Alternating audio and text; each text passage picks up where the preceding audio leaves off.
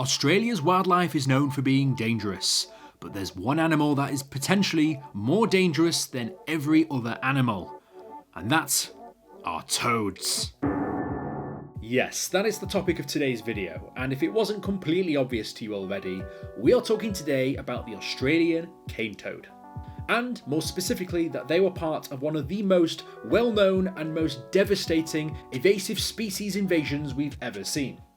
The Australian cane toad, also known as the buffer marinus, is a highly invasive species, generally now found to not be a very good idea to try and artificially control a species, which is exactly what happened in Australia in 1935, when they were introduced to try and control the populations of the sugarcane beetle.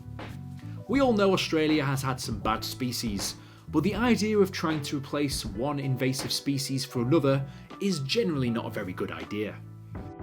Sugarcane beetles are considered major pests on sugarcane crops in Australia. The larvae of these beetles feed on the roots of sugarcane plants, causing significant damage to the crop and reducing the yield, which is a major source of income for Australia as a whole. So, what better way to get rid of one predator than to bring in an entirely other predator, which is potentially even more devastating? Well, that's exactly what happened today.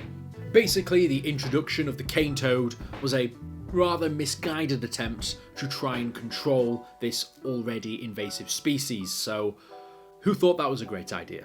The problem being is that the toad has no natural predators in Australia, so if you're going to introduce something, you need to make sure that there is a counterbalance there. Something to make sure that this small population of toads doesn't get too out of control. So the exact opposite happened, and due to the fact that the toad was introduced, they spread rapidly and basically the populations exploded. I mean, just imagine these guys staring at you thinking, yeah, what are you going to do about it? Where's the predator? Oh yeah, guess what? There isn't one. So maybe next time use this a bit more and don't think about the short-term solution. Think about the long-term problem you're digging yourself here, because I don't want to spend the next 50 years hunting toads, but you know what? It is what it is. With a little foresight, maybe getting the cane toads involved was one of the worst decisions that they could have possibly made. Due to the fact that cane toads are highly toxic and release a potent toxin from their glands of the back when they're threatened. This toxin is lethal to many native Australian animals, including snakes, lizards and small mammals. The cane toad has also been known to outcompete native species for food and resources, leading to declines in populations of native frogs and reptiles. Its population has continued to grow unchecked because of this, alongside their ability to be able to be highly adaptable and survive in a wide range of habitats, from arid regions to rainforests. As a result, they have spread across much of northern and eastern Australia. If you ever wondered what some people might do if they could turn back the clocks, I imagine many farmers in Western Australia would say, don't release these fucking cane toads. There's too many goddamn cane toads in this goddamn country. The number of cane toads is too damn high. Efforts have been undertaken to try and control the populations of these toads, but to our knowledge they've been rather unsuccessful. My advice would be to just create one big hole and throw them all in, but I don't think that's very feasible. These toads also breed rapidly and produce large numbers of offspring, making it very difficult to control their population size. Additionally, their highly toxic nature makes them difficult to control with traditional pest management methods.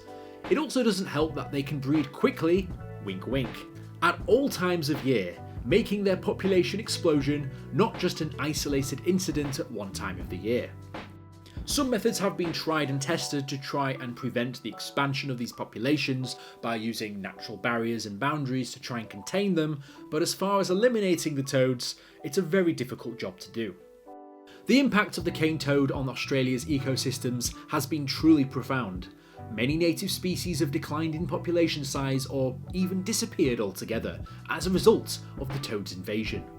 The cane toad has also caused significant economic damage, as farmers and landowners have had to spend millions of dollars on pest control measures.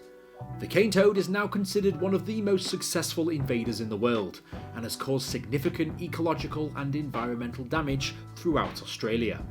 And whilst most attempts to curtail the toad invasion have been unsuccessful, the Aussies are adopting a variety of strategies to try and control these little guys. Whilst no single method is a magical silver bullet to control them, there are certainly quite a few options to consider, such as trapping and relocating, altering their habitats to make it more difficult for them to reproduce, or even including their own predators into the wild. You know, the same problem you had before, and introducing another set of predators to get rid of the cane toads, and I guess you just need to make sure that you aren't going to have a similar problem 10 years down the line, but that's just, you know, working on experience from what happened before. A combination of these methods is considered the best way to try and tackle this problem. Whilst nothing alone is going to solve the problem, maybe over time they can work on it and it might become less and less of an issue over the years.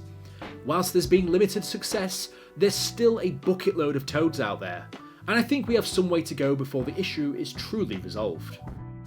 So, the answer is to educate people, make sure you try a variety of different methods, and for the love of God, don't bring cane toads into your country. You know, it could end just as terribly as it has for Australia. If you guys enjoyed that video, here's another one just like it. I'll see you guys in the next video. Fantastic.